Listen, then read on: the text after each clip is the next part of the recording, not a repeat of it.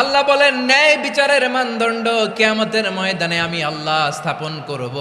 সেদিন কারো প্রতি বিন্দু পরিমাণ, এক চুল পরিমাণ অবিচার করা হবে না, কোনো অবিচার করা হবে না। সেদিন সুশাসন হবে, সুবিচার হবে, ন্যায় পরায়ণতার সাথে বিচার হবে। আওয়াজ করে পড়েন আল্লাহু আকবার।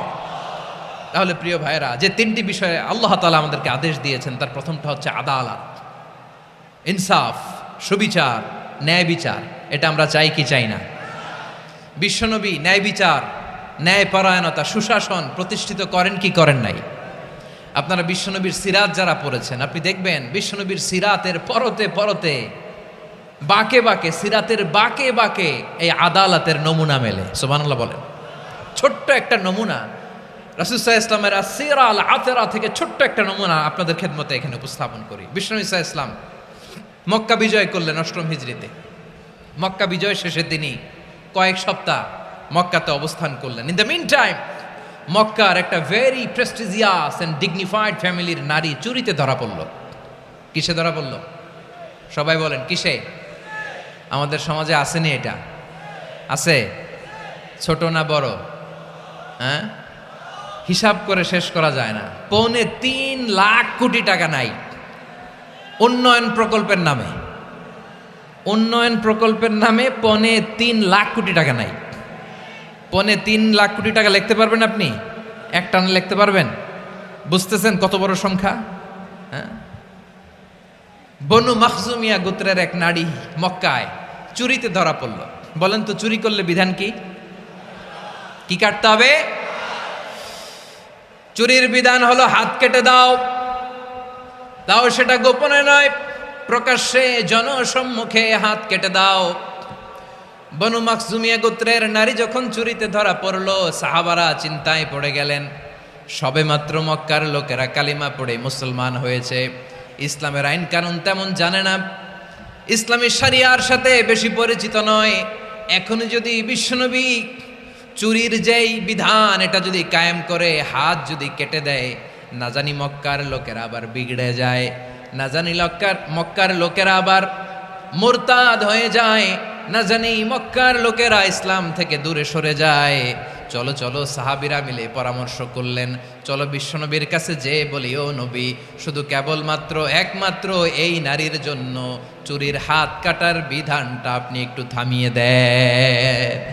চুরির হাত কাটার যে বিধান এইখানে একটু রহিত করে দেন, বাকিগুলা কইরেন মদিনাতে যে চলবে, কিন্তু মক্কায় এবারের জন্য মাফ করে দেন। কিন্তু কে বলবে? এই যে পরামর্শ, সাজেশন, এটা কে দিবে বিশ্বনবীর কাছে? সাহাবারা চিন্তায় পড়ে গেলেন। আল্লাহর নবীর সামনে দাঁড়িয়ে আল্লাহর দেয়া হুদুদ, আল্লাহর দেয়া বিধান থামিয়ে দেওয়া, মাফ করে দেওয়া, এই কথা বিশ্বনবীর সামনে বলার সাহস তো কেউ রাখে না। কেউ কেউ বলল, বিশ্বনবীর পালক পুত্র যায়েদ বিন হারেসার সন্তান উসামারে বিশ্বনবী নাতির মতো আদর করে, বড্ড বেশি ভালোবাসে উসামারে। এজন্য সাহাবারা উসামাকে বলতো হিব্বু রাসূলিল্লাহ, বিশ্বনবীর ভালোবাসা। কি বলতো?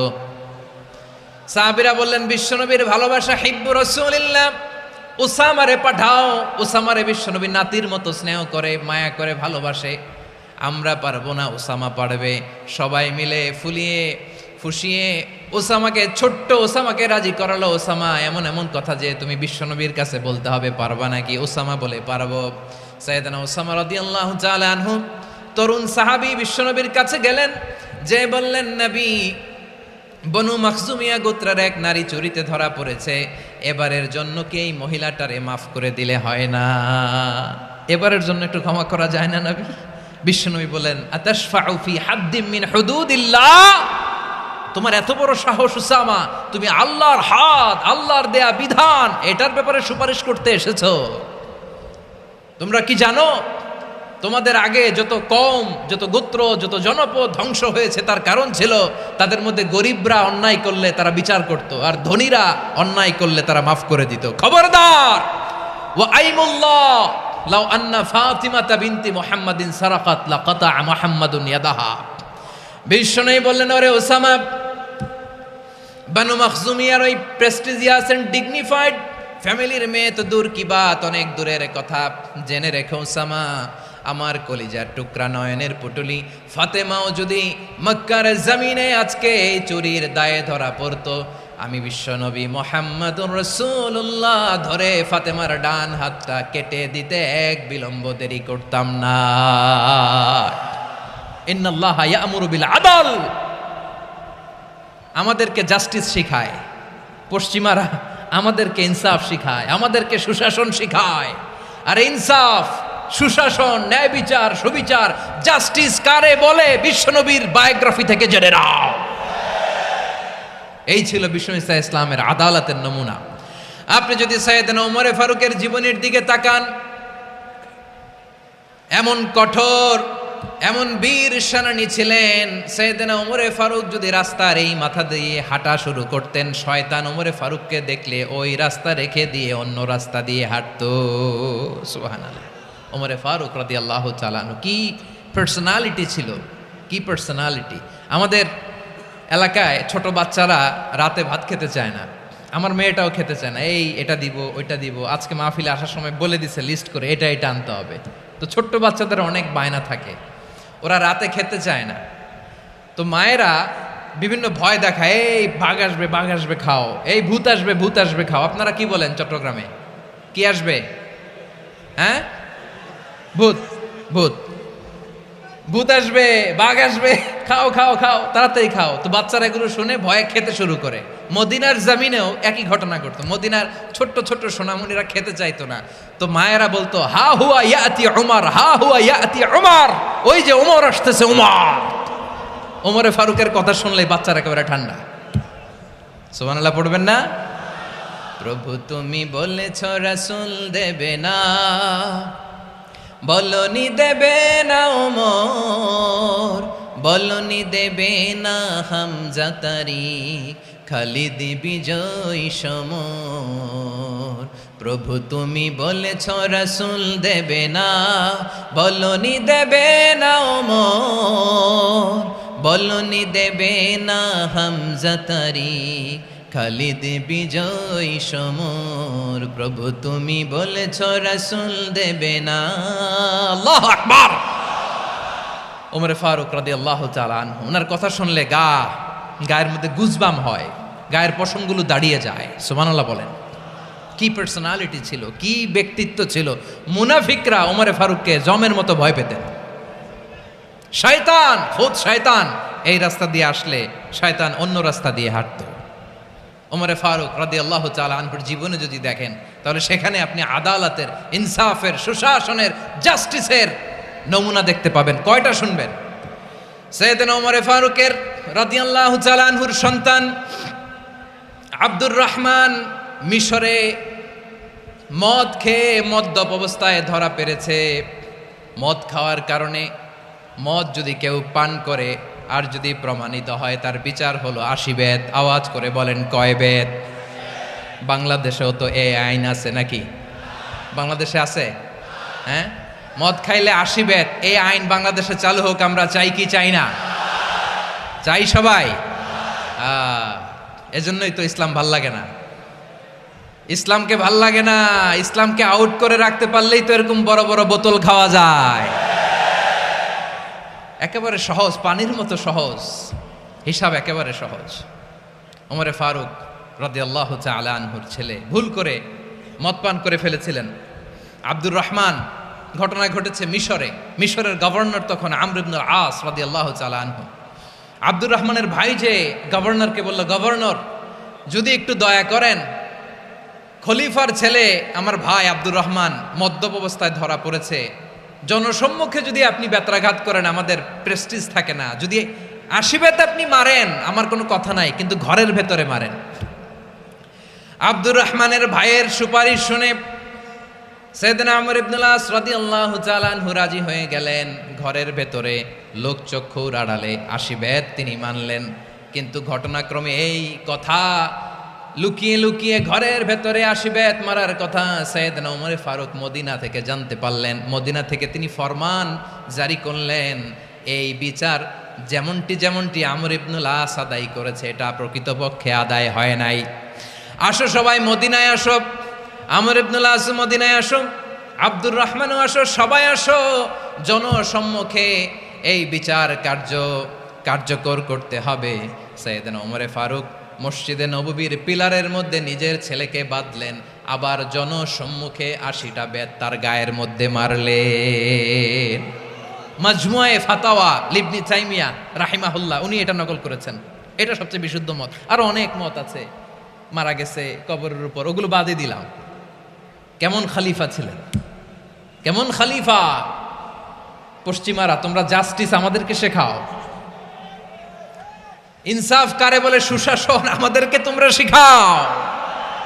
ওমরে ফারুক রাদিয়াল্লাহু তাআলা আনহু ওইটাকে, ওই বিচারকে তিনি ধর্তব্য মনে করেন নাই। মদিনাতে এনে আবার জনসম্মুখে আবার ৮০ বেত মেরেছেন। মিশরে ওমরে ফারুক রাদিয়াল্লাহু তাআলা আনহু আমর ইবনুল আসকে গভর্নর করে পাঠালেন। সেখানে আমর ইবনুল আসের ছেলে একটা প্রতিযোগিতায় রানার আপ হয়েছে। এক মিশরি সেখানে চ্যাম্পিয়ন হয়েছে। রানার আপ বুঝতে পেরেছেন তো?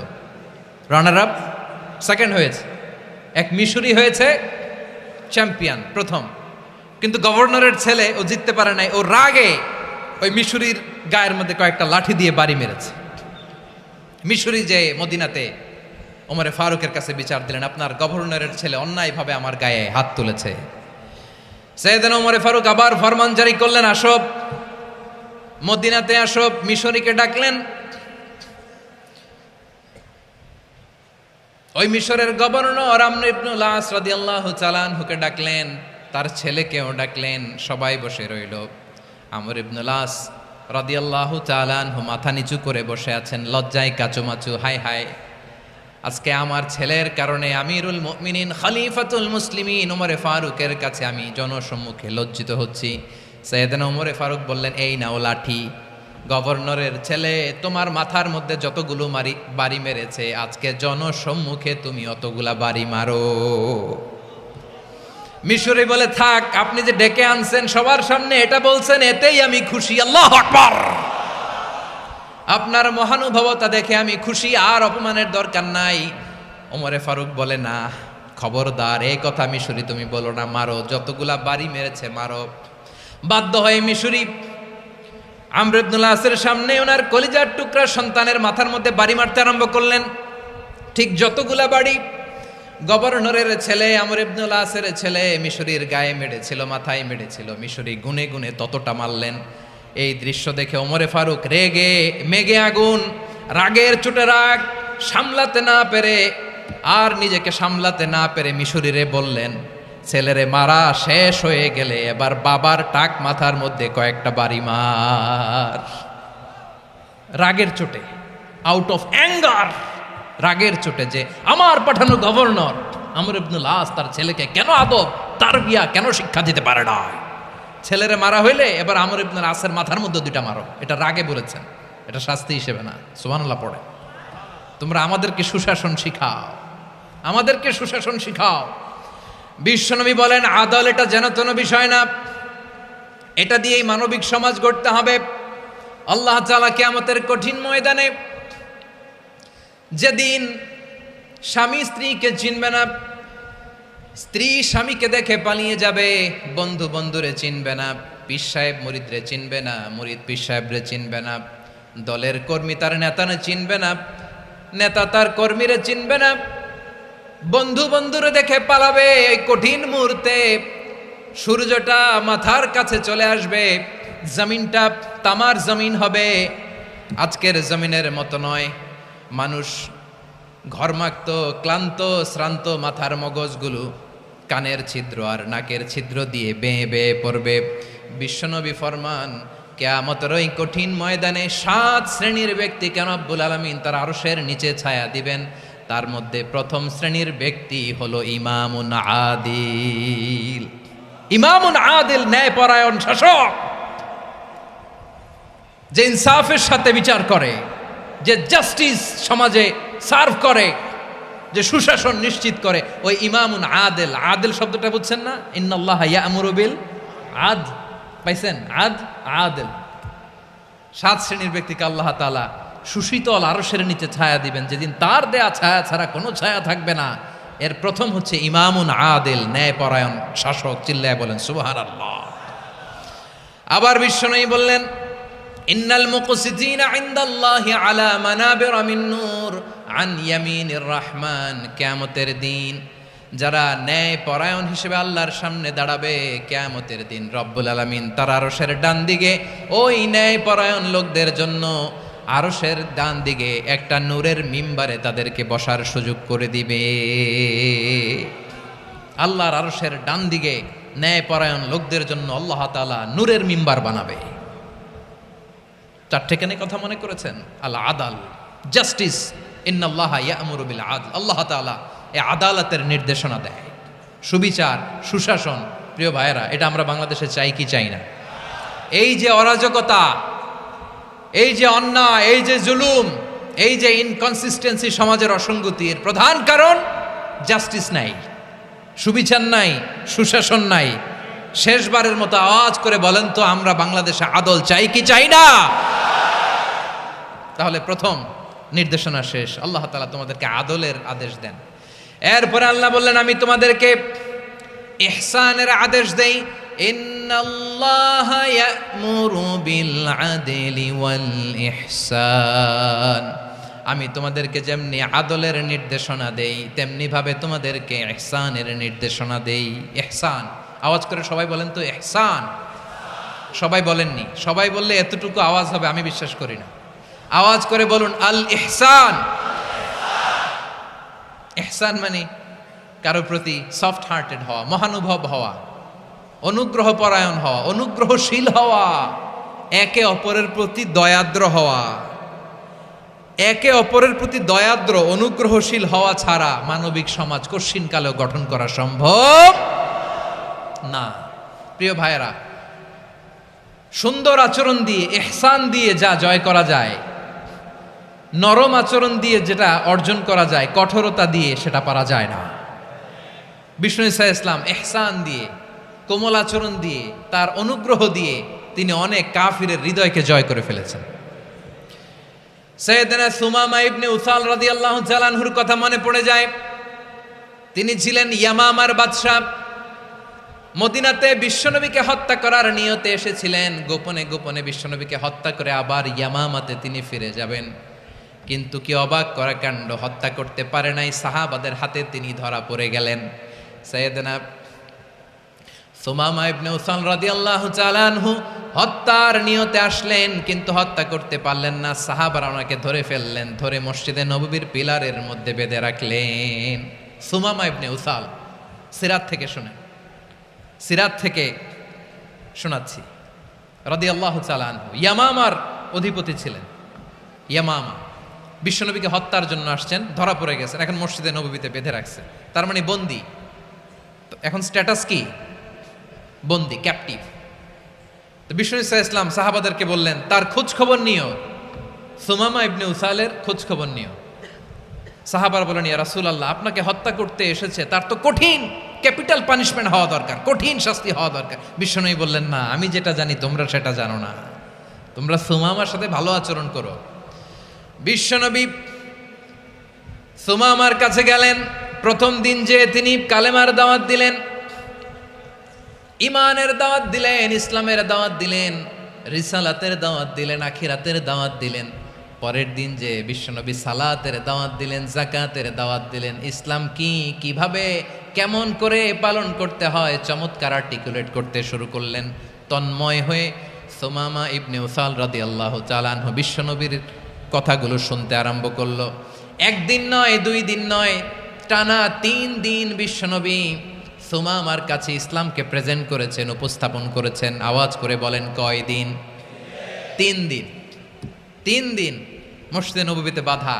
আর সাহাবীদেরকে বললেন, তার খোঁজ খবর নিও, তোমরা যে রুটি বানাও এর মধ্যে সবচেয়ে ভালো আটার রুটিটা তারে দিও, সবচেয়ে রিফাইন্ড খেজুর, যেটা পিওর খেজুর, এটা তারে দিও। আর বিশ্বনবী নিজের উট থেকে দুধ দহন করে ওনার বাড়ির এক কর্মচারীকে বলেছেন, দুধ দহন করে সুমামার জন্য নিয়ে যেও। সুবহানাল্লাহ পড়বেন না? সবাই তো অবাক, ইয়ামামা থেকে আসছে নবীকে হত্যা করতে, বিশ্বনবী দেখে তারে জামাই আদর করে, তাকে মজার মজার খাবার দিও, দুধ দিও, আদর আপ্যায়ন করো।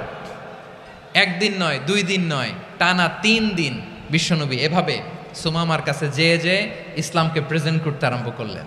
ইসলামকে উপস্থাপন করতে শুরু করলেন আর তাকে চমৎকার এন্টারটেইনমেন্ট আপ্যায়ন দিতে আরম্ভ করলেন। টানা 3 দিন যখন ইসলামের দ্য বিউটিজ অফ ইসলামের সুমহান বাণী সৌন্দর্য তার কাছে উপস্থাপন শেষ, তাকে আপ্যায়ন শেষ, বিশ্বনবী বললেন সাহাবেদেরকে, যাও এবার সুমামার হাতের পায়ের রশি দুটো খুলে দাও। তারা বললেন, ইয়া রাসূলুল্লাহ, কি বলেন আপনি? ও তো হত্যাকারী, সুযোগ পায় নাই, আপনারে মারতে পারে নাই, ছেড়ে দিলে আবার ও আপনার উপর তলোয়ার নিয়ে ঝাঁপিয়ে পড়বে। নবী, এই সিদ্ধান্ত আপনি নিতে যাবেন না। বিশ্বনবী বললেন, যেটা বলেছি সেটা করো, সুমামার রশিগুলো ছেড়ে দাও। সুমামার হাতে পায়ের রশিগুলো যে তোমরা খুলে দাও। সাহাবারা তর্ক জুড়ে দিলেন, লা ইয়া রাসূলুল্লাহ, এমনটা করবেন না, তো ভয়ঙ্কর ভয়ঙ্কর খুনি, কি জানি কি হয়ে যায়। বিশ্বনবী বললেন, না, তার হাতে পায়ের রশিগুলো খুলে দাও। সাহাবারা বিশ্বনবীর কথা মতো তার হাতে পায়ের রশিগুলো খুলে দিল। সুমামা মুহূর্তের মধ্যে মসজিদে নববী থেকে বের হয়ে ইয়ামামায় ফিরে না যে মসজিদে নববীর পাশে একটা খেজুর বাগান ছিল, সেখানে চলে গেলেন। সেখানে একটা ছোট্ট কুয়া ছিল, কুয়ার পানি দিয়ে তিনি গোসল করলেন। সুবহানাল্লাহ পড়েন। কুয়ার পানি দিয়ে গোসল করে মসজিদে নববীর সামনে এসে বিশ্বনবী এবং সাহাবাদের সামনে দাঁড়িয়ে সাব্বাবা উঁচু করে বললেন, আশহাদু আল্লা ইলাহা ইল্লাল্লাহ ওয়া আশহাদু আন্না মুহাম্মাদান আবদুহু ওয়া রাসূলুহু। আল্লাহু আকবার। আমি সাক্ষ্য দিচ্ছি আল্লাহ ছাড়া কোনো ইলাহ নাই, আর মুহাম্মদ আল্লাহ তাআলার প্রেরিত বান্দা এবং রাসূল। প্রিয় ভাইয়েরা, ইহসান দিয়ে যা জয় করা যায়, কঠোরতা দিয়ে সেটা কঠিনকালেও জয় করা যায় না। আওয়াজ করে বলেন ঠিক কি না? এবার সুমামা দাঁড়িয়ে বলে, ওগো নবী, আমি তো কালিমা পড়ে মুসলমান হয়ে গেলাম, এবার শোনেন, এই মুহূর্তের আগে আপনার চেহারার চাইতে নিকৃষ্ট কোনো চেহারা আমার কাছে ছিল না, কিন্তু শাহাদা পাঠ করার পরে আপনার চেহারার চাইতে উত্তম শ্রেষ্ঠ কোনো চেহারা আমার কাছে আর নাই। ও নবী, আজকের দিনের আগে ইসলাম ধর্মের চেয়ে নিকৃষ্ট অপছন্দনীয় কোনো ধর্ম আমার কাছে ছিল না, কিন্তু এই মুহূর্ত থেকে ইসলামের চেয়ে সেরা শ্রেষ্ঠ পছন্দনীয় কোনো ধর্ম আমার কাছে নাই। নবী গো, আজকের দিনের আগে মদিনার চাইতে অপছন্দনীয় নিকৃষ্ট কোনো শহর আমার কাছে ছিল না, কিন্তু এই মুহূর্তের পর থেকে মদিনার চাইতে কোনো শ্রেষ্ঠ শহর আমার জানা নাই। সে ছিল গমের বড় ডিলার, গম বেচতো। কি বেচতো? তার গম কিনে মক্কার লোকেরা রুটি খাইতো। সে ঘোষণা দিল, আজকে থেকে মক্কাবাসীদের জন্য সব গম আমি হারাম করে দিলাম, মক্কাবাসী এখন না খেয়ে মরে। সুবহানাল্লাহ পড়বেন না? মক্কাবাসী বিশ্বনবীর কাছে আসলেন, এসে বললেন, মুহাম্মদ, আমরা তো তোমার ভাই, তোমার চাচা, তোমার ভাতিজা, তোমার আত্মীয়, তুমি সুমামারে বলো সে যেন আবার গমের সাপ্লাই মক্কার জন্য অনুমতি দিয়ে দেয়। বিশ্বনবীর অনুমতি ক্রমে সুমামা আবার মক্কাতে গম পাঠাতে শুরু করলো। পড়েন সুবহানাল্লাহ। ইহসান, ইহসান দিয়ে আপনি যেটা জয় করতে পারবেন, you can win the heart of your enemies. ইহসান দিয়ে আপনি আপনার শত্রুর হৃদয়কে জয় করতে পারবেন। আওয়াজ করে বলেন ঠিক কি না? এজন্য আল্লাহ বললেন, ওয়া আনফিকু ফি সাবিলিল্লাহি ওয়া লা তুলকু বিআইদিকুম ইলাত তাহলুকা ওয়া আহসিনু ইন্নাল্লাহা ইউহিব্বুল মুহসিনিন। তোমরা আল্লাহর রাস্তায় দান করবে আর নিজেরা নিজেদেরকে ধ্বংসের হাতে ঠেলে দিও না। তোমরা একে অপরের প্রতি ইহসান করবে, কারণ ইহসানকারীদেরকে আল্লাহ বড্ড ভালোবাসেন। সুবহানাল্লাহ পড়েন। আবার সূরা রহমানে আল্লাহ বললেন, হাল জাযাউল ইহসানি ইল্লাল ইহসান ফাবিআইয়ি আলা, সবাই পড়েন, ফাবিআইয়ি আলাই রাব্বিকুমা তুকাযযিবান। ইহসানের প্রতিদান হিসেবে ইহসানি হয়। বিশ্বনবী সুমামার প্রতি যেমন ইহসান করেছেন, সুমামাও ঠিক তেমন ইহসান ফিরিয়ে দিয়েছে। ঠিক কিনা বলেন? তাহলে 1 নম্বরে হচ্ছে আদ, ন্যায় বিচার। 2 নম্বরে সবাই বলেন ইহসান, সদাচরণ। ইহসান 2 ধরনের প্রিয় ভাইরা, ইহসান ফিল ইবাদা, ইহসান ফিল মুআমালা। ইহসান ফিল ইবাদা হচ্ছে একাগ্র অনুভবে ইবাদতে ডুব দেওয়া, এর নাম ইবাদতের ইহসান। সুবহানাল্লাহ পড়ে। বিশ্বনবী বলেন ইহসান মানে কি জানো নাকি? হাদিসে জিবরিলে সাইয়েদনা জিবরিল আলাইহিস সালাম বিশ্বনবীকে বললেন, আখবিরনি আনিল ইহসান। নবী আমাদেরকে বলেন ইহসান মানে কি? বিশ্বনবী বললেন, আনতা আবুদাল্লাহা কাআন্নাকা তারাহু ফাইন লাম তাকুন তারাহু ফাইন্নাহু ইয়ারাক। ইহসান মানে হলো এমন ভাবে তুমি আল্লাহর সামনে নিজেকে উজাড় করে ইবাদত করবে, তুমি ভাববে তুমি আল্লাহকে দেখতে পাচ্ছ। আর এটা যদি ভাবা তোমার জন্য কঠিন হয়ে যায়, অন্তত এতটুকু তুমি ভাববা যে আল্লাহ তোমাকে দেখতে পাচ্ছেন। ঠিক কিনা বলেন? ও আমার বীর চট্টলার ভাইয়েরা, কেউ যেটা দেখে না সেটা দেখে কে? এই বিশ্বাস হৃদয়ের মধ্যে আছে? নামাজে যখন দাঁড়ান এই ফিলিংসটা আনা যাবে? হ্যাঁ, এশার সালাত তো এখনো হয় নাই না? আলোচনা শেষে এশার সালাত এখানে অনুষ্ঠিত হবে, তাই না? আচ্ছা বলুন তো, আমরা এশার সালাত পর্যন্ত বেঁচে থাকবো এই গ্যারান্টি আছে কার কার? হাত তোলেন। কয়েকজন হাত তুলছে পেছনে, না বুঝে তুলে ফেলছে। এশা পর্যন্ত যে আমরা হায়াত পাবো কোনো গ্যারান্টি আছে? সবাই আওয়াজ করে বলেন, গ্যারান্টি আছে? গ্যারান্টি নাই। এই জন্য বিষ্ণু ইসলাম বলেছে, এমন ভাবে নামাজে দাঁড়াও, ইবাদত করো, মনে করো হতে পারে এটাই আমার জীবনের শেষ নামাজ। Perform the Salah as if this is your last and final prayer. এমন ভাবে সালাতে দাঁড়াও, ভাবো হতে পারে এটাই তোমার জীবনের শেষ নামাজ। এমন ভাবে নামাজে দাঁড়াও, ভাবো এটাই শেষ নামাজ। তাহলে নামাজে একাগ্রতা বাড়ায় দিবে কে? ফলে ইবাদতের ইহসান আমাদের অর্জিত হবে। আর মুআমালাতে ইহসান হলো, বিশ্বনবী বলেন, ইন্নাল্লাহা তাবারাকা ওয়া তাআলা কাতাবাল ইহসানা আলা কুল্লি শাই ফাইদা কাতালতুম ফাআহসিনুল কিতলা ওয়া ইযা যাবাহতুম ফাআহসিনুয যাবহা ওয়ালিয়ুহিদ্দা আহাদুকুম শাফরাতাহু ওয়ালিয়ুরিহ যাবিহাতাহু। ইহসান দুই ধরনের, আওয়াজ করে বলতে হবে। কয় ধরনের? সবাই বলুন আওয়াজ করে, কয় ধরনের? একটা হচ্ছে ইহসান ফিল ইবাদা, ইবাদতে ইহসান। ইবাদতে ইহসান কি? একাগ্র অনুভব দিয়ে ইবাদত করা, মন প্রাণ দিয়ে ইবাদত করা। আর মুআমালাতে ইহসান কি? সব কাজে, দৈনন্দিন কাজে, কর্মে, সামাজিক অ্যাক্টিভিটিতে কোমলতা প্রদর্শন করা, অনুগ্রহের সাথে সবকিছু করা। আল্লাহ তাআলা, ইন্নাল্লাহা তাবারাকা ওয়া তাআলা কাতাবাল ইহসানা আলা কুল্লি শাই, তিনি সব কিছুর ব্যাপারে ইহসানকে আবশ্যক করেছেন। সব কিছুতে মুমিনের সব কাজে ইহসানের পরশ থাকবে। ওয়া ইযা কাতালতুম ফাহসিনুল কিতলা, বিশ্বনবী বলেন তুমি যখন কাউকে হত্যা করো ইহসানের সাথে করো। সুবহানাল্লাহ পড়বেন না? যখন হত্যা করো তখনও ইহসানের সাথে। আচ্ছা হত্যা করবো আবার ইহসান আসবে করতে করে, তো মেরেই ফেলবো আমি। আল্লাহ, ও ভাই একজন খুন করেছে, খুনি, রাষ্ট্রীয় আইনে তার শাস্তি হয়েছে ডেথ পেনাল্টি, মৃত্যুদণ্ড। এখন মৃত্যুদণ্ড দেখে আপনি যেমনি মন চায় তেমনি মারবেন লোকটারে? ওর নাক কেটে ফেলতে পারবেন?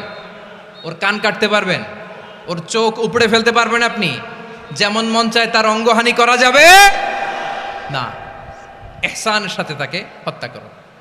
সুবহানাল্লাহ, this is Islam, this is the true essence of Islam. ওয়া ইযা যাবাহতুম ফাহসিনুয যাবহা, যখন জবাই করবে তখনও ইহসানের সাথে জবাই করো। করব জবাই, ওইখানেও নাকি ইহসান। আচ্ছা কুরবানির দিন আমরা পশুগুলোরে কি করি বলেন সবাই আওয়াজ করে?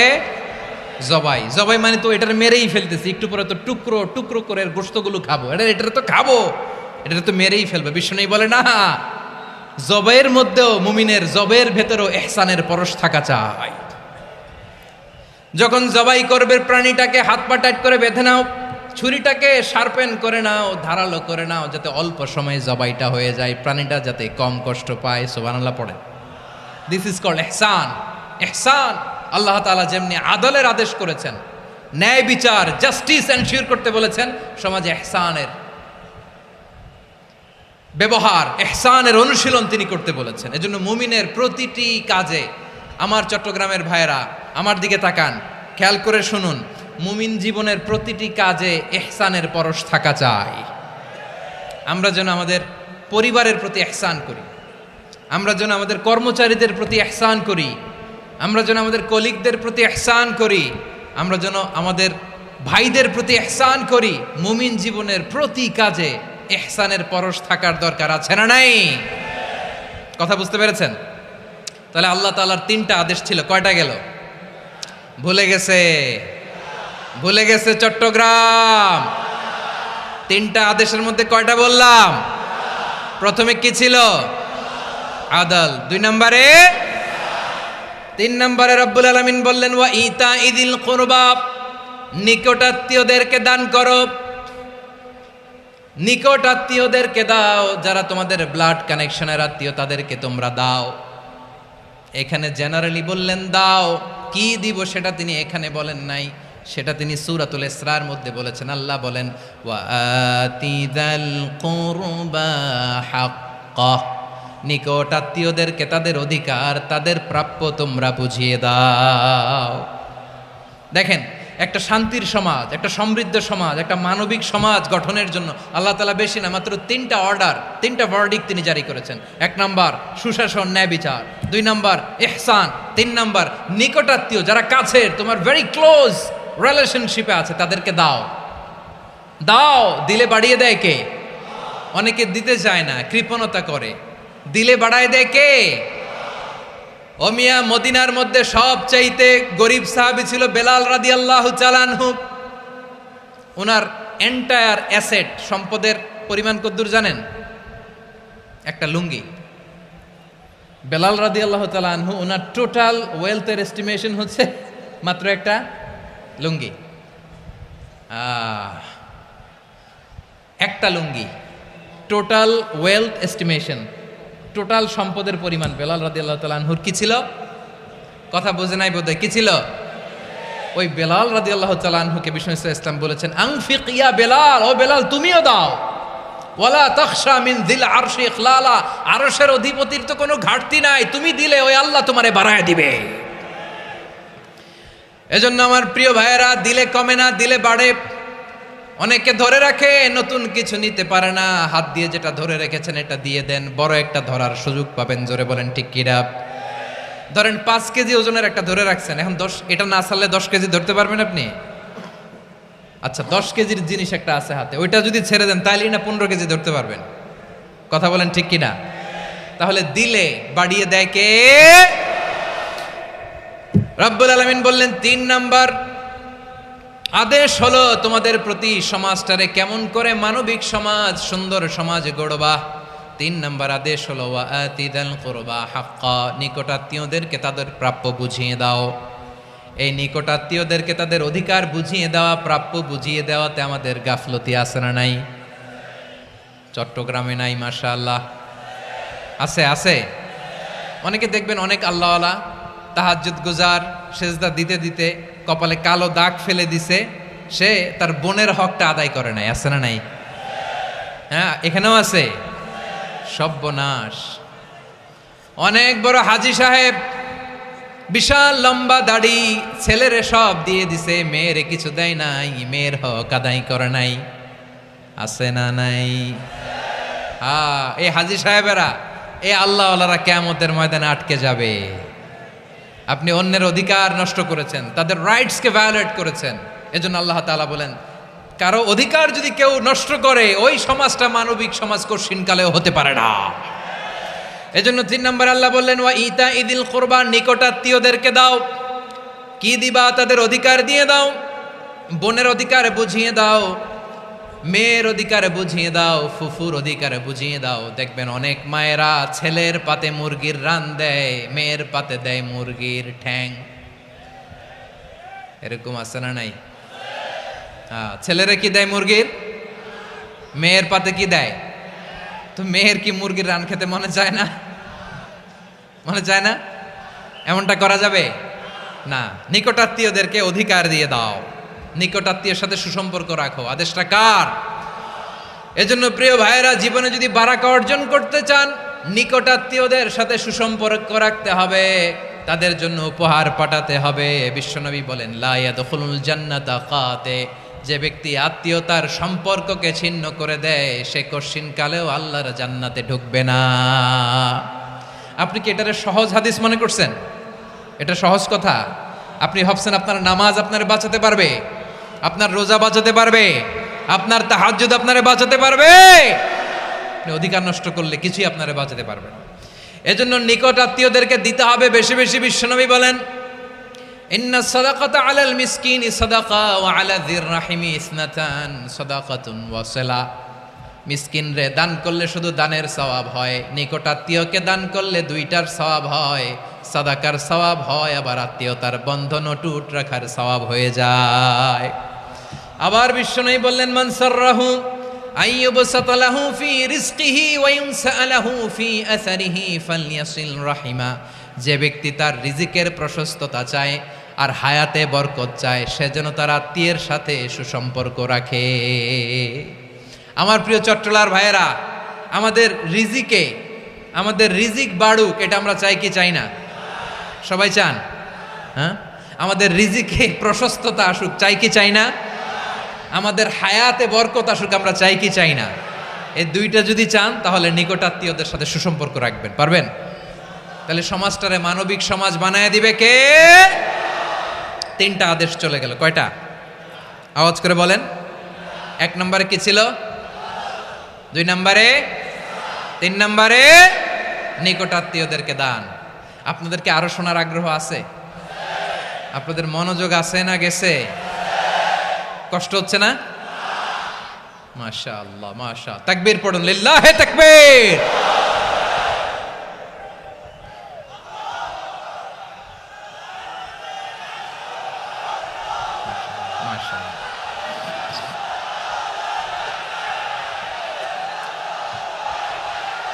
আমার প্রিয় ভাইয়েরা, আল্লাহ তাআলা তিনটা জিনিসের যেমনি আদেশ করেছেন, অনুরূপভাবে তিনটা বিষয়ে তিনি বারণ করেছেন, নিষেধ করেছেন। ওগুলোর কাছেও যাওয়া যাবে। শুনবেন। রাব্বুল আলামিন বলেন, ওয়ায়ানহা আনিল ফাহশাই ওয়াল মুনকারি ওয়াল বাগি। আমি যেমনি তিনটি বিষয়ে আদেশ করলাম, অনুরূপভাবে তিনটি বিষয়ে বারণ করলাম, নিষেধ করলাম। আমার 1 নাম্বার নিষেধাজ্ঞা হলো অশ্লীলতার প্রতি। ফাহশা, ওয়ায়ানহা আনিল ফাহশা। আল্লাহ তাআলা অশ্লীলতাকে নিষেধ করেছেন। কোন জিনিসকে? সবাই বলুন, কোন জিনিসকে? যত ধরনের, যত টাইপের, যত ক্যাটাগরির অশ্লীলতা হতে পারে, সব অশ্লীলতাকে হারাম করেছেন কে? ফাহশা মানে কি? কথায়, কাজে, আচরণে, কমেন্ট, ফেসবুকের কমেন্টসে যত ধরনের নোংরামো আছে, যত ধরনের অশ্লীলতা আছে, এটাকে আরবিতে বলে ফাহশা। এটাকে কি বলে? রাব্বুল আলামিন বলেন, কুল ইন্নামা হাররামা রাব্বিয়াল ফাওয়াহিশা মা যাহারা মিনহা ওয়া মা বাতান।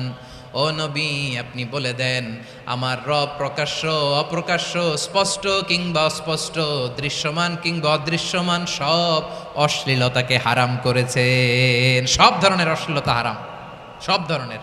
আল্লাহ তাআলা আমাদেরকে অশ্লীলতা থেকে বাঁচান। অশ্লীলতা থেকে তিনি আমাদেরকে হেফাজত করুক, পড়েন আমিন। এবার বলেন, আমাদের সমাজে অশ্লীলতা আছে না নাই? চট্টগ্রামে নাই? আমি কই নাই, ওনারা বলে আছে। দেখছেন, আমি সামহাও বাঁচায় দেওয়ার ট্রাই করতেছি, ওনারা বলে আছে। অশ্লীলতা নানা ভাবে, নানা নামে, নানা মোড়কে আমাদের সমাজে আছে না নাই? সংস্কৃতির নামে, ফ্যাশনের নামে, বিনোদনের নামে, উপন্যাসের নামে, কনসার্টের নামে অশ্লীলতা আছে না নাই? আপনি দেখেছেন কনসার্টগুলোর অবস্থা? এই যে আতিফ আসলাম যে আসছে আমাদের দেশে, তারপর কে আসছে, আমাদের তরুণ তরুণীরা, আমাদের যুবক যুবতীরা, আমাদের জেনজিরা, কি অবস্থা ওইখানে? হ্যাঁ, কি অবস্থা? কে বাঁচাবে ওদের? কে রক্ষা করবে ওদের ইমানের, ওদের চরিত্রের হেফাজতের গ্যারান্টি কে দিবে? কনসার্টের নামে অশ্লীলতা আছে না নাই? ছেলে মেয়ে একে অপরকে জড়ায় ধরতেছে, একে অপরকে চুমু খাচ্ছে, প্রকাশ্যে, দিবালোকে, গণমানুষের সামনে। আল্লাহ তাআলা এই অশ্লীলতা থেকে আমাদেরকে বেঁচে থাকতে বলেছেন। রূপালী জগতের নামে অশ্লীলতা আছে না নাই? এই টার্মটা আপনারা জানেন না? রূপালী জগৎ কি জগৎ? আসলে কি রূপালী জগৎ না অন্ধকার জগৎ? আমার বোনেরা, আপনাদেরকে যে কি বলে তারা বুঝায়, রূপালী জগৎ শুনেই আপনি ভরকে যাবেন না। রূপালী জগতে যে নারী যত বেশি উলঙ্গ, সে নাকি তত বেশি সাহসী। জানেন, বলে এটা একটা সাহসী নারী, খুব সাহসী পদক্ষেপ তার। যত বেশি শরীর থেকে কাপড় নামাতে পারবে, যত বেশি বস্ত্রহীন হয়ে নিজেকে প্রেজেন্ট করতে পারবে, সে নাকি তত বেশি সাহসী। ও আমার চট্টলার ভাইয়েরা, শয়তানের প্রথমে এজেন্ডা ছিল বনি আদমকে বস্ত্রহীন করা। সে আদম এবং হাওয়া আলাইহিস সালামকে নিষিদ্ধ গাছের ফল খাইয়ে তাদেরকে বস্ত্রহীন করেছে। এই জামিনেও সে আমাদেরকে বস্ত্রহীন করতে চাইবে। এই রূপালী জগতের নামে তারা এটা করে। আমার প্রিয় বোনেরা, আপনি জানেন না আপনার দাম কত। ওরা আপনাদেরকে বিজ্ঞাপনের সস্তা পণ্য বানাতে চায়। ওরা আপনাদেরকে ওদের ভোগের লিপসার টুলস বানাতে চায়। ওরা আপনাদেরকে দিয়ে ওদের খায়েশ পূরণ করতে চায়। এটা আপনাদের জন্য মোটেও ডিগনিটি নয়, এটা আপনাদের জন্য সম্মান নয়। আপনার সম্মান শালীনতায়, আপনার সম্মান হেজাবে, আপনার সম্মান ভদ্রতায়, আপনার সম্মান আপনার ডিসেন্ট পোশাকে। পোশাক বলে দেয় এই নারীটা ভদ্র না অভদ্র। পোশাক বলে দেয় এই মেয়েটা কোন ঘরের মেয়ে। আওয়াজ করে বলেন ঠিক কিনা? আপনি জানেন না আপনার এই সস্তা পণ্য বানায়, ভোগের পণ্য, বিলবোর্ডে আপনাকে উলঙ্গ করে উপস্থাপন করে। এই অশ্লীলতার সাথে ইসলামের কোনো সম্পর্ক। এজন্য আল্লাহ বলেন, আমি অশ্লীলতাকে হারাম করেছি। অশ্লীলতাকে হারাম করার প্রথম কারণ হলো এর মাধ্যমে মানবতাকে অপমানিত করা হয়। কারণ মানুষের সম্মান মানুষের পোশাকে। মানুষ যখন পোশাকহীন হয়ে যায়, বস্ত্রহীন হয়ে যায়, তার সম্মান কমে যায়। ঠিক কিনা? অশ্লীলতাকে হারাম করার প্রথম কারণ হচ্ছে মানুষ মানুষকে অপমান করে। একটা নারী, সে তো সম্মানিত। নারী যে কত সম্মানিত, নারীরা এটা বুঝেই নাই। বিশ্বনবী বলেন, আর দুনিয়া কুল্লুহা মাতা ওয়া খায়রু মাতা'আদ দুনিয়া আল মারআতুস সালিহা। আমার বোনেরা, 5টা প্যান্ডেলে আপনারা এলইডিতে আমার আলোচনা শুনছেন, আমি জানি। আপনাদের এই গর্ভ যে কত দামি আপনি জানেন না। আপনার পেট থেকেই আসবে আগামী দিনের সালাহুদ্দিন আল আইয়ুবী। আপনার পেট থেকেই আসবে অনাগত দিনের ইমাম মাহদী আল মুনতাজার। আপনার পেট থেকেই আসবে অনাগত দিনের ফয়সাল, ওয়াসিম, মুগ্ধ, আবু সাইদের মতো বীর যোদ্ধা।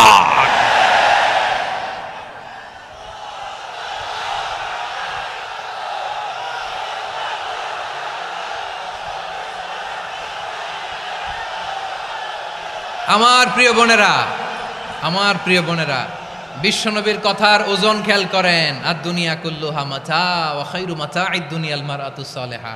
দুনিয়ার সবকিছুই অ্যাসেট, এর মধ্যে সবচেয়ে দামি অ্যাসেট নেককার নারী।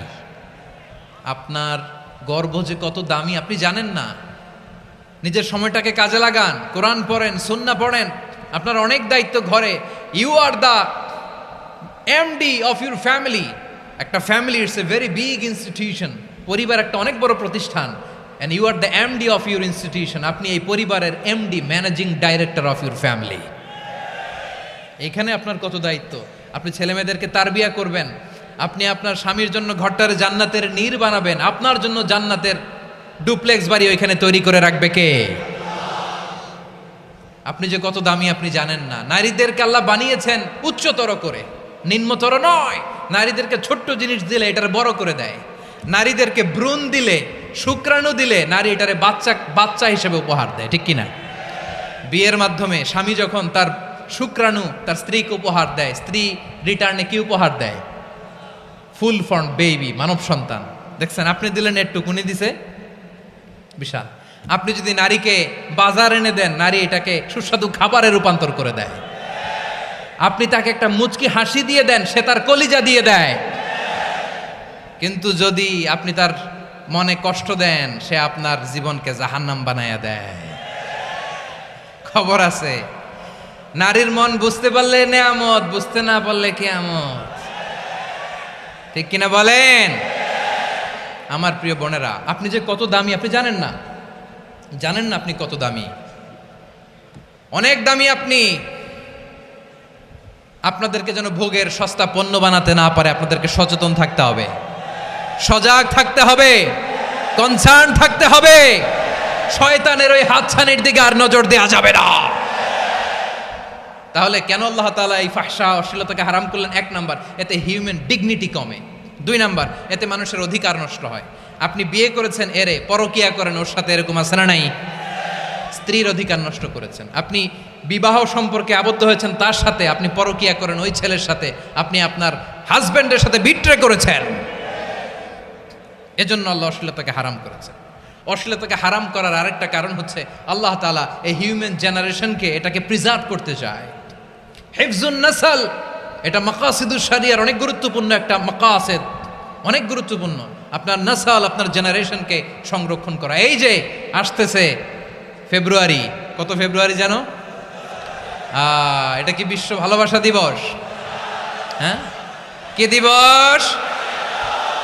এই বিশ্ব ভালোবাসা দিবসের সাথে মুসলমানদের কোনো সম্পর্ক নাই। আমার প্রিয় ভাইরা, এই যে আপনি অবৈধ সম্পর্কে জড়ালেন, কেন আল্লাহ অশ্লীলতাকে হারাম করেছে দেখেন। বলতেছিলাম যে এটা আপনার নাসল, আপনার জেনারেশন, আপনার লিনিয়েজ, আপনার বংশকে প্রিজার্ভ করা। কে কার বাবা, কে কার মা, বাবা মা জানা, প্রজন্মকে প্রিজার্ভ করা, এটা ইসলাম ওয়াজিব করে দিয়েছে। এই যে অবৈধ সম্পর্কের কারণে, বিশ্ব বেহায়া দিবসের কারণে, এগুলোর আউটকাম, আউটপুট হিসেবে মাঝে মাঝেই ঢাকা মেডিকেলের ডাস্টবিনে নবজাতকের বাচ্চার কান্নার আওয়াজ শুনতে পাওয়া যায়। চট্টগ্রাম মেডিকেলের ডাস্টবিনে নবজাতকের কান্না শুনতে পাওয়া যায়। বীর চট্টলার মুসলমানেরা বুঝতে পারলে আওয়াজ করে বলেন, এই যে চট্টগ্রাম মেডিকেলে যে নবজাতকটা পাওয়া গেল, ওর বাবাকে আমাকে বলেন, ওর বাবাকে, ওর মাকে, ও কোন ফ্যামিলির সন্তান কেউ জানে? আপনি হিউম্যান ডিগনিটিকে অপমান করেছেন না? আপনি তার ভবিষ্যৎকে অন্ধকার করেছেন না? আপনি তার লিনিয়েজকে প্রশ্নবিদ্ধ করে দিয়েছেন না? এই জন্য আল্লাহ তাআলা অশ্লীলতাকে আমাদের জন্য হারাম করে দিয়েছেন। পড়েন সুবহানাল্লাহ। এই জন্য রাব্বুল আলামিন বলেন, কুল ইন্নামা হাররামা রাব্বিয়াল ফাওয়াহিশা মা যাহারা মিনহা ওয়া মা বাতান। প্রকাশ্য অপ্রকাশ্য সব অশ্লীলতাকে হারাম ঘোষণা করে দিয়েছে কে? আবার দুনিয়ার বুকে যারা অশ্লীলতার প্রসার করে তাদের জন্য শাস্তি মজুদ রেখেছে কে? রাব্বুল আলামিন বলেন, ইন্নাল্লাযীনা ইউহিব্বুনা আন তাশিআল ফাহিশাতু ফিল্লাযীনা আমানু লাহুম আযাবুন আলীমুন ফিদ দুনিয়া ওয়াল আখিরাতি ওয়াল্লাহু ইয়ালামু ওয়া আনতুম লা তা'লামুন। নিশ্চয়ই যারা বিশ্বাসীদের মাঝে অশ্লীলতার প্রচার প্রসার করতে চায় তাদের জন্য আমি মর্মন্তুদ শাস্তি প্রস্তুত করে রেখেছি, দুনিয়াতেও রেখেছি, আখিরাতেও রেখেছি। ঘোষণাটা কার? যারাই নাটকের নামে, সিনেমার নামে, রূপালী জগতের নামে, মুভির নামে, ওটিটি প্ল্যাটফর্মের নামে আমার সমাজে অশ্লীলতা ছড়াতে চায় তাদের জন্য কঠিন মর্মন্তুদ শাস্তি মজুদ রেখে দিয়েছে কে? ও আমার বোনেরা, এখনো আপনি জাগবেন না? এখনো আপনার চিন্তার দুয়ারে এখনো নাড়া পড়ে নাই? ওরা আপনাকে উলঙ্গ বানাতে চায়, ওরা আপনাকে আইটেম গার্ল বানাতে চায়। এজন্য ইসলাম অশ্লীলতাকে হারাম করেছে। হারাম। ইসলাম বলেছে যোজন যোজন দূরে থাকো, ওরা বলে না কাছে আসো, কাছে আসার গল্প, ক্লোজ আপ ওয়ান, কাছে আসার গল্প আছে না নাই? চট্টগ্রামে তো এগুলো নাই মাশাআল্লাহ। হ্যাঁ, এখানেও আছে ক্লোজ আপ ওয়ান, কাছে আসার গল্প। আল্লাহ বলেন ওয়ালা তাকরাবুজ জিনা, কাছেও এসো না, জিনা থেকে যোজন যোজন কিলো দূরে থাকো, ওরা বলে কাছে আসার গল্প। আমার বীর চট্টলার ভাইয়েরা, কাছে আসতে হলে আমরা কোরআনের কাছে আসব, কাছে আসতে হলে নবীর কাছে আসব, কাছে আসার গল্প হবে আমার রবের কাছে আসার গল্প। চিল্লায় বলো ঠিক কিনা?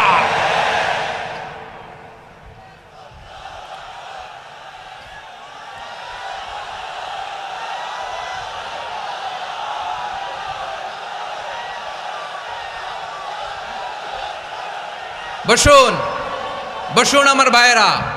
তাহলে অশ্লীলতার সাথে আমাদের কোনো সম্পর্ক? সবাই বলতে পারেননি, আওয়াজ করে বলুন, অশ্লীলতার সাথে আমাদের কোনো সম্পর্ক?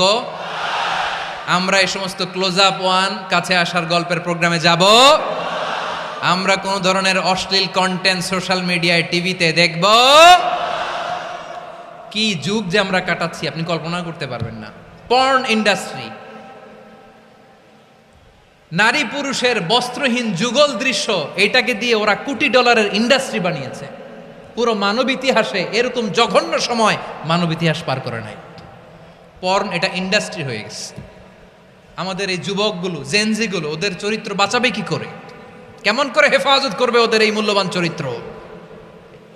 আমার প্রিয় ভাইরা, এই অশ্লীলতার দ্য লেটেস্ট ভার্সন হচ্ছে LGBTQ, শরীফ থেকে শরীফা। শুনছেন আপনারা?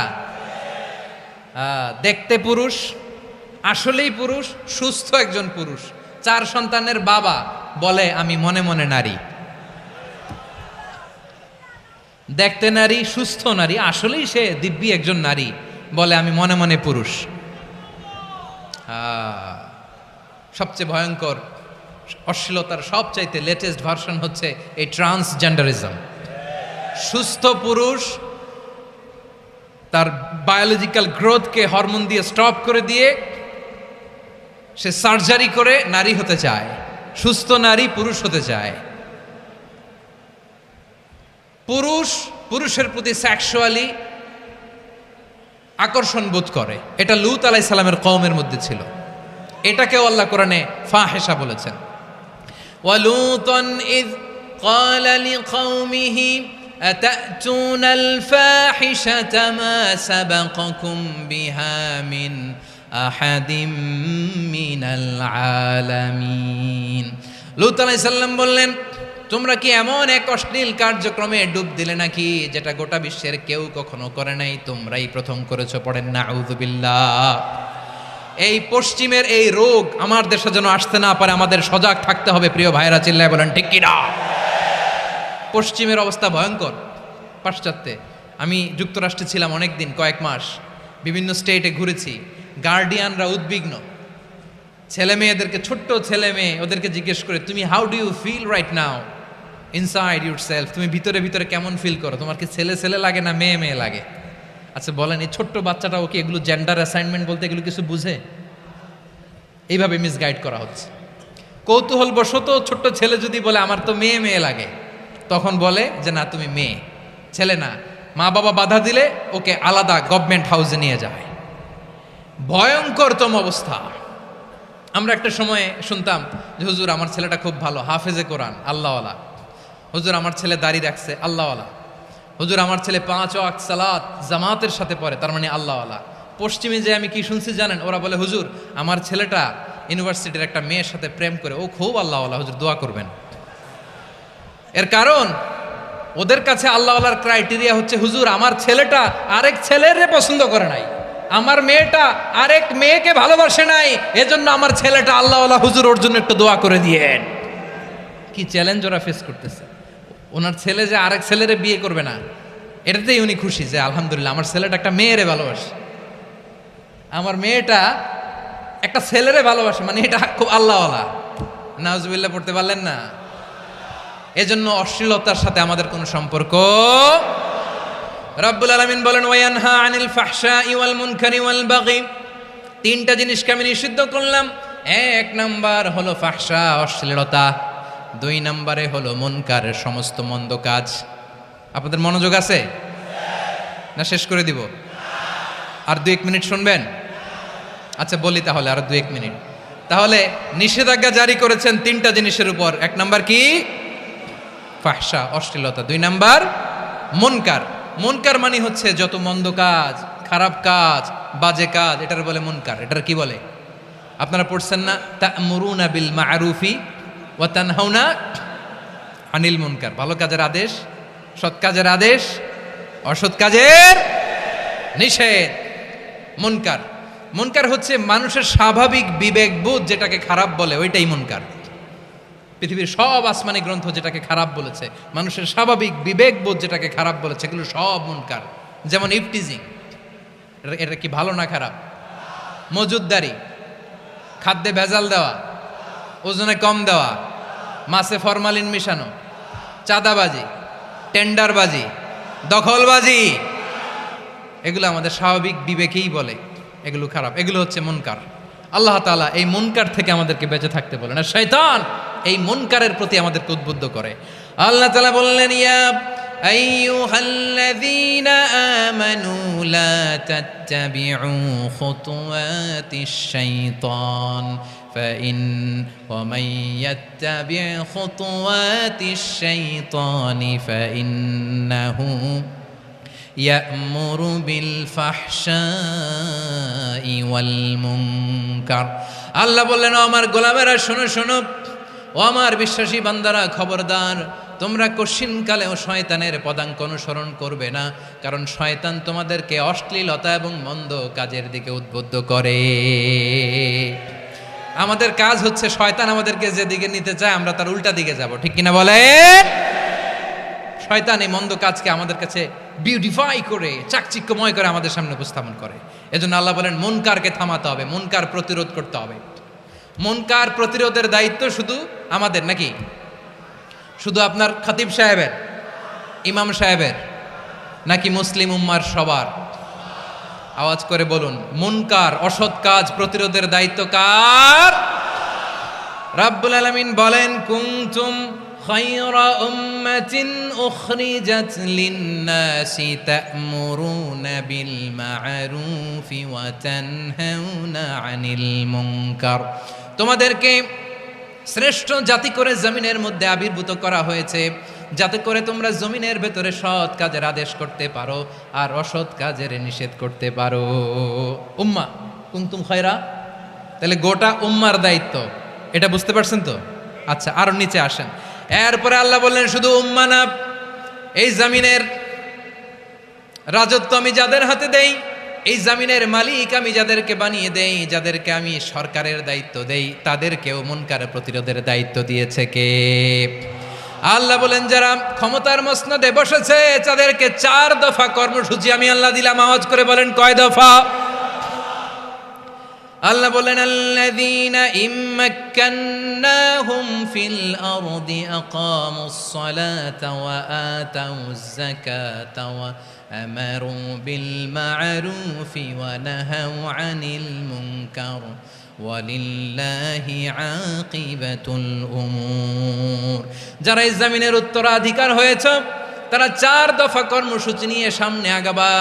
সালাত কায়েম করবা, যাকাত আদায় করবা, সৎ কাজের আদেশ দিবা, অসৎ কাজ থেকে মুনকার প্রতিরোধ করবা। আদেশটা কার? আমার প্রিয় চট্টলার ভাইয়েরা, পুরো উম্মার দায়িত্ব মুনকার প্রতিরোধ করা, সরকার প্রধানের দায়িত্ব মুনকার প্রতিরোধ করা। এরপর আল্লাহ বলেন, প্রতিটা ফ্যামিলির যিনি প্রধান সিইও বাবা, প্রত্যেক বাবারও দায়িত্ব এই মুনকার প্রতিরোধ করা। আওয়াজ করে বলেন ঠিক কিনা? যেমনটি সাইয়েদনা লুকমান আলাইহিস সালাম ওনার কলিজার টুকরা সন্তানকে আদেশ করেছেন, ইয়া বুনাইয়া আকিমিস সালাতা ওয়া'মুর বিল মা'রুফি ওয়ানহা আনিল মুনকার। পড়েন সুবহানাল্লাহ। বাবা ছেলেকে সবক দিচ্ছে। কে সবক দিচ্ছে? কাকে? লুকমান আলাইহিস সালাম ছেলেকে বলতেছে, ওরে আমার কলিজার টুকরা সন্তান, ওরে আমার বাছা, নামাজ কায়েম করবা, সৎ কাজের আদেশ দিবা, আর মুনকার প্রতিরোধ করবা, অসৎ কাজ, সমাজ থেকে খারাপ কাজকে ঝেঁটে বিদায় করে দিবা। তাহলে দেখেন, আমি স্টেপ বাই স্টেপ নামলাম। পুরা উম্মার দায়িত্ব, জমিনের উত্তরাধিকারী আল্লাহ যাদেরকে বানিয়েছেন সরকার, তাদের দায়িত্ব, প্রতিটি ফ্যামিলির প্রধানের দায়িত্ব। এরপরে বিশ্বনবী বলেন, সচেতন প্রতিটি মুসলিমের দায়িত্ব সমাজ থেকে মুনকারকে উৎখাত করা। বিশ্বনবী বলেছেন, মান রাআ মিনকুম মুনকারান ফালিয়ুগাইয়িরহু বিয়াদিহি ফাইন লাম ইয়াস্তাতি ফাবিলিসানিহি ওয়া ইন লাম ইয়াস্তাতি ফাবিকলবিহি ওয়া যালিকা আযআফুল ঈমান। সমাজে যে মুনকার দেখবে, খারাপ কাজ দেখবে, সে যেন হাত দিয়ে সেটাকে থামায়। কি দিয়ে?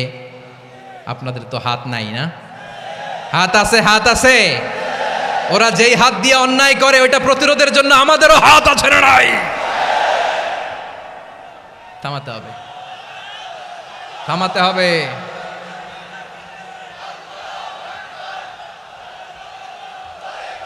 বসুন আমার প্রিয় ভাইয়েরা, ওরা ওদের যেই হাত দিয়ে টেন্ডারবাজি করে, চাঁদাবাজি করে, ইফটিজিং করে, দখলবাজি করে, যেই হাত দিয়ে, ওই মুনকার থামায় দেওয়ার জন্য আল্লাহর দিয়ে আমাদেরও 2টি হাত আছে না নাই? আমাদেরও হাত আছে। থামাইতে হবে, থামাইতে হবে, হিম্মত করতে হবে। আমার প্রিয় ভাইরা, না থামালে আমরাই ডুববো শেষমেশ। আমাদের বাঁচার জন্য হইলেও থামাইতে হবে। রব্বুল আলামিন বলেন, ওয়াত্তাকু ফিতনাতাল লা তুসিবান্নাল্লাযীনা যালামু মিনকুম খাসসা। ও আমার গোলামেরা, ওই আযাবকে ভয় করো যে আযাব যখন আমি জমিনের বুকে পাঠাই শুধু জালেমদেরকেই মারি না, আলেমদেরকেও মারি। আযাব যখন আসে তখন শুধু জালিমই মরে না, আলেমও মরে। জানেন, মুসা আলাইহিস সালামের পায়ে একবার একটা লাল পোকা কামড় দিয়েছে, লাল পিঁপড়া। লাল পিঁপড়া কামড় দিলে খুব আরাম লাগে না? কি লাগে? হ্যাঁ, জলে না? লাল একটা পিঁপড়া কামড় দিছে, তো উনি রেগে মেগে পাশি দেখে লাল পিঁপড়ার বাসা, পা দিয়ে ডলে মুছে সবগুলো পিঁপড়া মেরে ফেলছে। এই ঘটনাটা আল্লাহ ঘটিয়েছেন এজন্য। মুসা আলাইহিস সালাম ছিলেন কালিমুল্লাহ, সরাসরি আল্লাহর সাথে কথা বলতেন। তিনি আল্লাহকে জিজ্ঞেস করেছিলেন, আল্লাহ তুমি যখন কোনো জনপদে আযাব পাঠাও, শাস্তি দাও, ওখানকার শুধু জালেমরাই তো মরে না, ভালো মানুষগুলাও মরে, তো আযাব দিবা মুশরিকদের উপর দিবা, অবাধ্যদের উপর দিবা, ভালো মানুষগুলারে মারো কেন? আল্লাহ বললেন, মুসা তোমার যে কামড় দিছিল পায়ের মধ্যে পিঁপড়া, কয়টা পিঁপড়া? জোরে বলেন। একটা পিঁপড়া, তো সবগুলারে মারলা কেন? রেগে মেগে পুরো পিঁপড়ার বাসা ভেঙে মেসাকার করলা কেন? এই মুসা, আমি যখন অ্যাকশনে যাই, আমি যখন শাস্তি দেই, তখন এত বাস বিচার করা হয় না, বাস বিচার করা যায় না। যখন অ্যাকশনে যাওয়া হয় ওইটা ডাইরেক্ট অ্যাকশন হয়ে যায়। চিল্লায় বলো ঠিক কি না? এজন্য আমাদের বাঁচার জন্য হলেও এই পাপ থামাতে হবে, এই শয়তানের অট্টহাসি থামাতে হবে, অন্যায় অপরাধ সমাজ থেকে আমাদের থামাতে হবে। কারণ আযাব আসলে ওরাও মরবে, আমরাও মরব। একটা জাহাজ 2 তলা, আপনি আছেন 2য় তলায়, শুনতেছেন? শুনতেছেন? জাহাজ কয় তলা? আপনি কোন তলায়? 2য় তলায়। নিচের তলার কিছু লোক জাহাজের তলা ছিদ্র করতে আরম্ভ করছে। কি ছিদ্র করতেছে? আচ্ছা, জাহাজের তলা ছিদ্র করলে তলা দিয়ে কি ঢুকে? এখন আপনি যদি বলেন আমার কি, আমি তো 2 তলায়, আমার কি, আমি তো সেফ, আমি ইন দ্য সেফ জোন, আমি তো ভালো আছি, আমি তো ভালো আছি, ওরা ছিদ্র করে ওরা মরবে। আসলে কি শুধু ওরা মরবে, নাকি তলা ফুটো হলে ভিতরে পানি ঢুকলে আপনারও সলিল সমাধি হবে? তলা দিয়ে যখন পানি ঢুকবে, জাহাজ ডুবলে আপনিও মরবেন। এজন্য নিজে মরার আগে ওই পাগলগুলোর নিচতলায় যে থামাতে হবে। চিল্লায় বলেন ঠিক কি না? এজন্য আল্লাহ বললেন, মুনকার প্রতিরোধের দায়িত্ব সমাজের টপ টু বটম সবার। পুরো আম্মার দায়িত্ব, সরকার প্রধানের দায়িত্ব, প্রতিটি ফ্যামিলির প্রধান বাবার দায়িত্ব, বিশ্বনবী বললেন প্রতিটি সচেতন মুসলিমের দায়িত্ব। এজন্য মুনকার প্রতিরোধ করার দরকার আছে না নাই? সমাজে এই যে ইফটিজিং হয়, আপনার বোনের বয়সী একটা মেয়েকে কিছু বকাটে টিটকারি করে, এই বলে সেই বলে, নোংরা কথা বলে, রাস্তায় দেখেও আপনি পাশ দিয়ে না দেখার মতো চলে যান কেন? আপনি দাঁড়ান না কেন? আপনি দাঁড়ালেই তো থেমে যাবে। কারণ সত্যের যে শক্তি, তার সামনে মিথ্যা মুখ থুবড়ে পড়ে। আপনার সামনে ও কিছুই না, নাথিং। আপনি দাঁড়ান, ওকে প্রশ্ন করেন যে আমার বোনকে তুমি ডিস্টার্ব করো কেন? আপনাকে দেখে আরো 5 জন দাঁড়াবে, 5 জনকে দেখে আরো 10 জন দাঁড়াবে। আমাদের নীরবতা আর আমাদের নিশ্চুপ থাকাই জালিমদেরকে আরো শক্তিশালী জালিম বানিয়েছে। এজন্য মুনকার প্রতিরোধের দায়িত্ব আমাদের সবার। টেন্ডারবাজি, চাঁদাবাজি, দুর্নীতি, অপরাধ, দখলদারিত্ব, মজুদদারি, এগুলো সব কিছু একসাথে প্রতিরোধ করতে হবে। ঠিক কিনা বলেন? একটা মানবিক সমাজ যদি চাই, প্রতিরোধ করতে হবে। প্রিয় ভাইয়েরা, আল্লাহর শপথ নিয়ে বলি, এই নাসিহাতগুলো সবার জন্য, সব দলের জন্য, সব মতের মানুষের জন্য। আমরা কোনো দলের প্রতি মানুষকে ডাকি না, আমরা ডাকি ইসলামের দিকে। সব দলের, সব মতের, সব মানুষদেরকে আমরা আহ্বান জানাই, আসুন আমরা একটা সুন্দর সমাজ বিনির্মাণ করি। এই যে নতুন বাংলাদেশের এক সুযোগ এসেছে, আর জীবনে হয়তো আসবে না, সামনের 100 বছরে এই সময় আসবে না। আসুন দেশটাকে আমরা সাজাই, আসুন আমরা দুর্নীতি বন্ধ করি, আসুন আমরা চাঁদাবাজি বন্ধ করি, আসুন আমরা দখলদারিত্ব বন্ধ করি, আসুন আমরা এক দল আরেক দলকে নিশ্চিহ্ন করার যে রাজনীতি, এটা বন্ধ করি। সব দলের প্রতি আমার আহ্বান। আমি কিছুদিন আগে একটা নিউজ দেখলাম, ওই যে লন্ডনে বসে জনাব তারেক রহমান সাহেবকে আমি ধন্যবাদ দিতে চাই। উনি সংবাদ শোনা মাত্রই ওনার দলের অনেক চাঁদাবাজকে উনি বহিষ্কার করেছে। আই ডু অ্যাপ্রিসিয়েট, প্রতিটি দলের এরকম ইনিশিয়েটিভ নেওয়ার দরকার আছে না নাই? যে কোনো দলে এই প্র্যাকটিসটা থাকার দরকার আছে না নাই? চাঁদাবাজদের সাথে আপনারা নিজেদেরকে মুক্ত ঘোষণা করবেন যে এরা আমার দলের কর্মী হতে পারে না। আমরা চাঁদাবাজ মুক্ত বাংলাদেশ চাই, জুলুম মুক্ত বাংলাদেশ চাই, ফ্যাসিজম মুক্ত বাংলাদেশ চাই, গুণ খুন খারাপি মুক্ত বাংলাদেশ চাই। আমরা নতুন ভোরের বাংলাদেশ চাই। ওই বাংলাদেশ পাওয়ার জন্য মুনকার প্রতিরোধে, অন্যায় প্রতিরোধে যদি বাঘের বাচ্চার মতো, আবু সাইদের মতো দুই হাত উঁচু করে বুককে টান টান করে প্রসারিত করে দাঁড়াতে হয়, রাজি আছো মুসলমান? কারা কারা রাজি? আল্লাহকে হাত দেখিয়ে প্রতিজ্ঞা করো।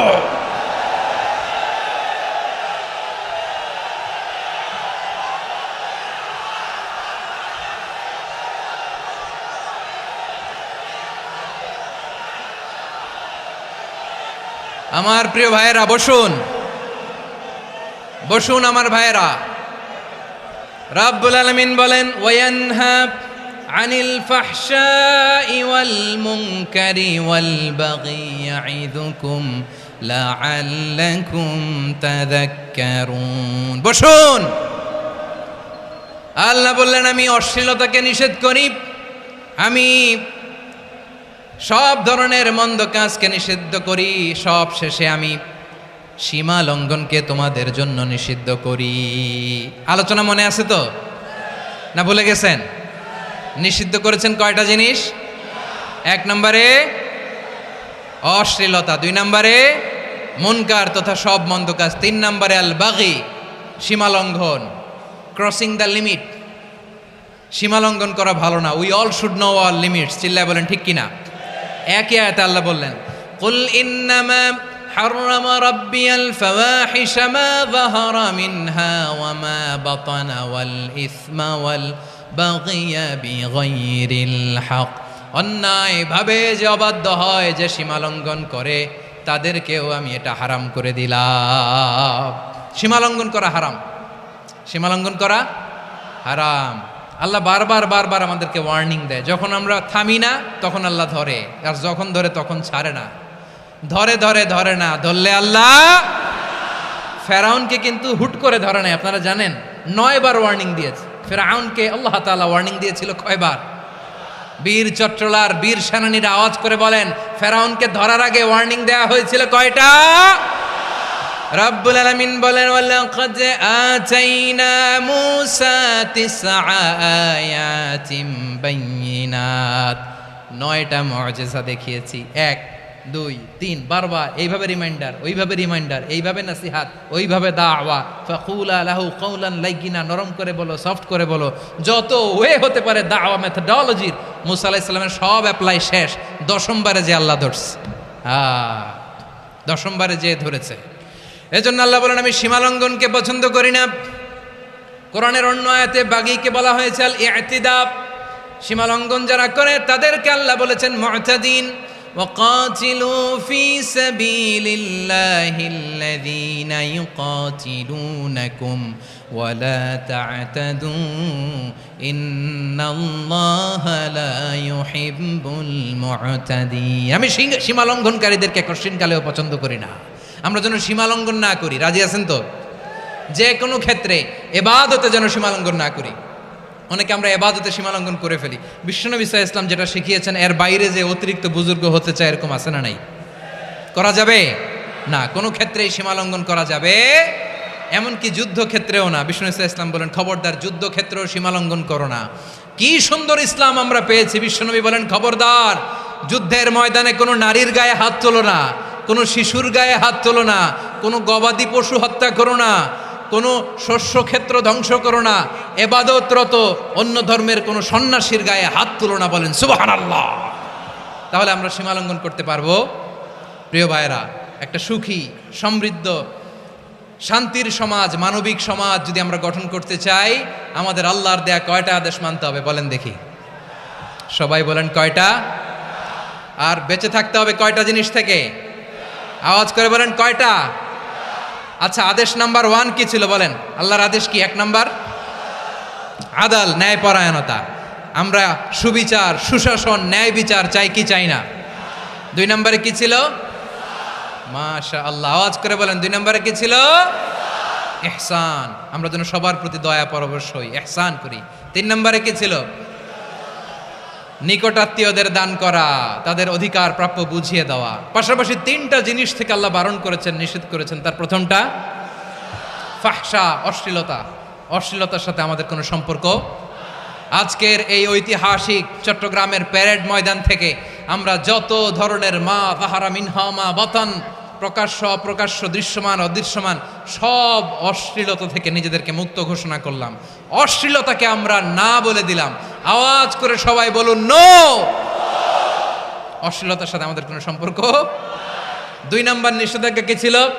আল মুনকার, সমাজের যত মন্দ কাজ এগুলোকে আমরা প্রতিরোধ করব। রাজি আছেন তো সবাই? 3 নম্বরে আল বাগি, সীমালঙ্ঘন। কোন মুসলিম সীমালঙ্ঘন করে না, এমনকি যুদ্ধক্ষেত্রেও না। আওয়াজ করে বলেন ঠিক কি না?